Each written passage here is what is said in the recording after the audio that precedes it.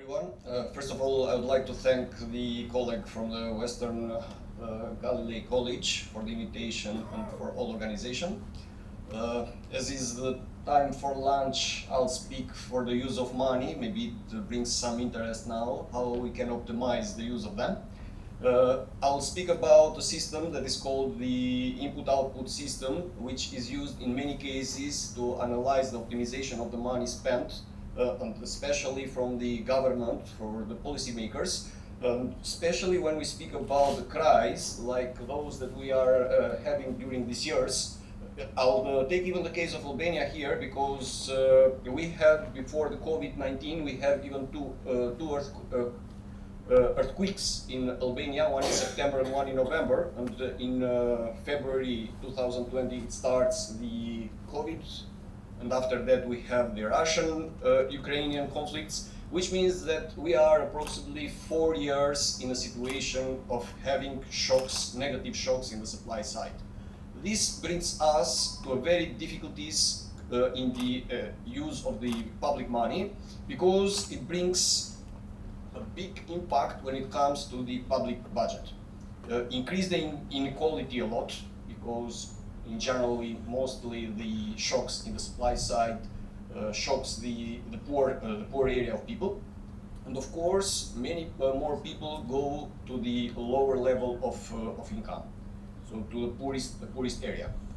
In this situation, the governments has to take some concrete steps regarding the revision of the budget or increasing expenses for specific sectors, such as the social protection sector.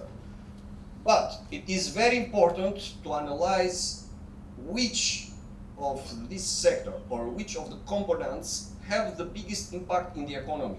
So, okay, we have only a lump sum of money. How to use those in a better way to optimize the effect in the society, in the economy, in employment, and so on. And regarding to that, one of the main models that is used is the input-output framework. I'll show a bit regarding this system. It is based on supply and use table, and it's very important to mention that this system, because in generally as economists we take the data as they are, but we don't see how those are produced. The same comes even when we speak about the GDP, the gross domestic production.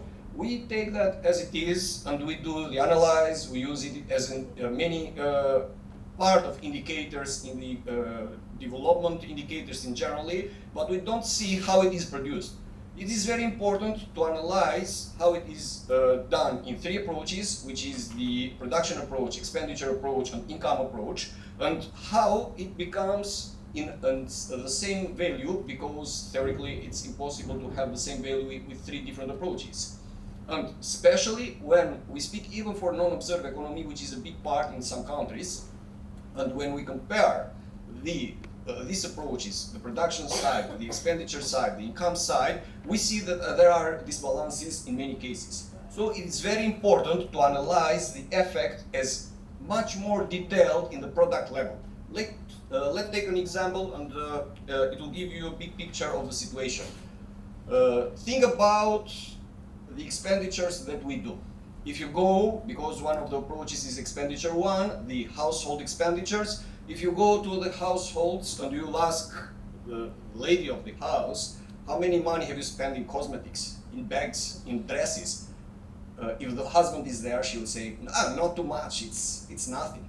If you go and ask the husband, how many beers have you drink today? He will say, one or two, it's not too much.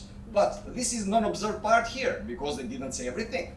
But if you go to the import side, if you go to the production side, you'll see that it's not like 2 bags in the economy, but there are 10. So 8 are not said here. There are produced 10 beers, not 2, and things like that.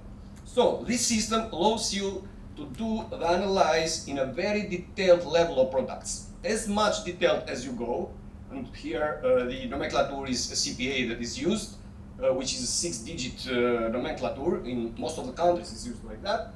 As much detailed as it is, as much allowed you to do the flow of the product in the economy. Where it is produced, it's imported, and where it is used, in household, in government, or it has been exported. And from the other side, even the value added, where it goes, the money, after we had the production, after we have the consumption, where go the value added of the economy. And having this system, we are able to produce the whole value of the economy and to come up with one single value of GDP that we call gross domestic production, which is very used after that for other analysis. And regarding to this one, we use this system that is called supply use to go to the input output, which allowed us to produce the matrix of the all for each activity, which are the inputs, which is the ratio of each input. Let me take another example here. We have now the crisis of energy. And it's very interesting the fact that I'm taking the case of Albania, but I think that in many countries it happens like that because it's a chain effect that happens in these cases. It's just changed, let's say, 10% the price of oil in Albania, and you see that all products that are in the market have been increased with 20, 30, 40%, which doesn't make sense at all. And if you go in this structure, you see that producing bread, the oil has impact only 5%. How it's possible that 10% of the 5% goes 40%? It's impossible from the economic point of view. So, going back to this one, the policymakers, especially when even in our case we have even some specific that are called technical groups which decide even the price in the period of inflation, they say that the price has to be like 10% increased, not more. But they don't use this kind of analysis, which is the optimum that the economy can afford. So, having this input-output system, we are able to do all this kind of analysis policymakers. And regarding to that, there are three, let's say, effects or multiplier effects that this brings, which is direct impact, indirect impact, and inductive impact. Which means that if we spend or we have an increase with 1%, how it will be the direct impact in the sector, in the respective sector, how it would be impact in the whole economy as indirect impact, I mean in the other sectors, and inductive impact, which is based on the periods that comes. So the people takes the wages, they spend somewhere for the consumption, so it has a chain effect year by year, which in general is considered 3 to 5 years. And what is most usually, there are three types of multipliers: output multiplier, value-added multiplier, and employment multiplier. So when a government do some changes in the budget, do some investments, do some expenditures, they have to take in consideration which of them brings more money in the economy, which of them have more employment. And related to that, I'll take two examples. One is related with the impact of the budget restriction during the period of COVID in Albania. As I mentioned, before the COVID, we had even the earthquake, which means that most of the money, the reserve part of the money was used, which found the economy in a very difficult situation regarding the budget situation. They had an increase, but they did even a distribution. They changed the distribution of the money in the economy. They took some part of the money from the education and they put to the COVID. They took some money from the health and they put to the COVID. They took from infrastructure and they put in the COVID. They did this, okay. But what happened with those changes? And here there are the multipliers that I have shown to you. The money are in million lek, it's not a problem, that one. But the change in the multipliers. You see, the change in the output before and after the distribution of the budget, it was, at firstly it was 1.534, and after that it was 1.538, which means, okay, it makes sense from the aspect of output because it has a bigger multiplier effect. But when you see from the side of value added, which is the part of GDP, which is the most important one, you see that the distribution of money, it wasn't done in the right way because the multiplier effect was lower than it was before. So this is very important to be done from the government policymakers. Where do I have to send the money? from which sector do I have to take the money. Otherwise, I'll have negative impacts in the economy. This is one. Another one that I've done is related, so these are part of two papers that I have, two researches that I've done separately, but I'm presenting here because this system can be used for all types of analysis, even in environmental economy, even in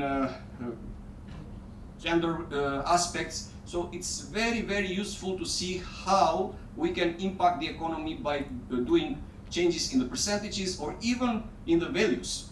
Another case that I'm showing here is related with one of the groups, because as I mentioned before, in the period of crisis, one of the main problems is that a considerable part of the poorest people, they go even more poor. So it's very important to take considerable measures how not to let them to go in that situation. And for this one, here is the expenditures that are done for social protection. It's a bit technical because from COFOG that are done the expenditures in the government, we have to go to the activity economy that is called NACE activities, so the classification. And first of all, I did the distribution of all economy budget in these respective activity economies. And after that, I summed up in three economy activity, which is public administration, education, and health. So these are the three main economic activities related with public expenditures. And it comes with interest because, again, here are the multipliers, and you see which is the impact that brings in each sector the expenditure of the government. And it makes some good examples where the money of the government has to go, because it's only a sum of money, the government doesn't have too much money, but where to send those money to have the biggest impact. This is very, very important in this case. And here are the multipliers in value added, output, employment, and you see that which of the sectors has the highest multiplier for each of the components. And if you see the compensation of employment is very low is in the residual care activities. So it's very low productive in the employment category. Why it's so important? As I mentioned, the budget is fixed, the budget is small. How to optimize the use of it? This is the main use of this system. And I mentioned here only two aspects. So one was related with the social care, the other one was related with the budget restriction, but it can be used for each kind of aspects, even in tourism, even in energy. The benefit of this one is to see how much we can benefit from the money that we spend. I try to be as short as possible, to respect time. Thank you.